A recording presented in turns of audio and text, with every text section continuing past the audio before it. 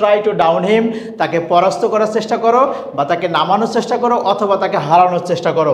যদি আমরা পার্ট সার্ভিসের দিক থেকে দেখি এটি কোন পার্ট সার্ভিস হিসাবে দেখো, ট্রাই টু ডাউন হিম আমি যদি বাক্যটা দেখি তাহলে এটা একটা imperative sentence. In an imperative sentence the second person you will be silent. যদি আমি বলি এখানে কিউ উজ্জ্ব আছে তাহলে এখানে কিন্তু ইউ উজ্জ্ব আছে, তার মানে এখানে তাহলে সাবজেক্টের পরে কার অবস্থান হচ্ছে ইম্পারেটিভ সেন্টেন্সে মেইন ভার্ব দ্বারা শুরু হয়, তার মানে এটা হচ্ছে মেইন ভার্ব। এখন আসি টুটা কি, এই টুটা কি হচ্ছে আমাদের ইনফিনিটিভ মার্কার।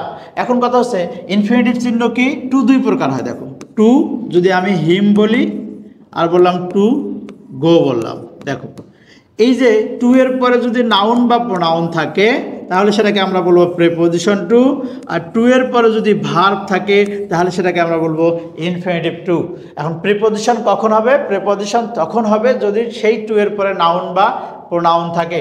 দেখো এখানে কিন্তু নাউন বা প্রোনাউন নয়, দ্যাট ইজ হয় এটা হচ্ছে ইনফিনিটিভ টু, এবং এর পরে যে ব্যবহৃত ভার্ব এটাকে আমরা তাহলে কি বলবো, ভার্ব বলবো। আর যদি কোন ভার্ব হবে, এটা হবে নন ফাইনাইট ভার্ব হবে।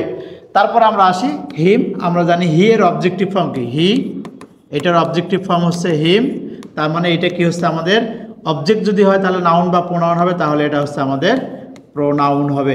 একদম সহজ ভাষায় ইম্পারেটিভ সেন্টেন্সের প্রথমে মূল ভাব দ্বারা শুরু হয়, যেহেতু এরপরে নাউন বা প্রোনাউন নাই, এটা ইনফিনিটিভ টু, ইনফিনিটিভ টু এর পরে সবসময় কি হচ্ছে আমাদের নন ফাইনাইট ভার্ব বসে, এটা ভার্ব। আর হিমটা অবজেক্টিভ ফর্ম, অবজেক্টের জায়গা আছে, এই জন্য এটাকে আমরা বলবো প্রোনাউন। আশা করি তোমাদের এই ছোট্ট ছোট্ট ব্যাখ্যাগুলো তোমাদের মনে থাকবে এবং তোমরা তোমাদের এটা পরীক্ষার হলে যখন তোমরা এইরকম প্রশ্ন পাবা সেখানে তোমরা এটাকে অ্যাপ্লাই করার চেষ্টা করবা। সবাই ভালো থাকো, সুস্থ থাকো, সবার জন্য শুভকামনা থাকলো। আল্লাহ হাফেজ। ভর্তি হতে ভিজিট করুন www.online.rcctube.com অথবা কল করুন 09613 662 000 এই নাম্বারে।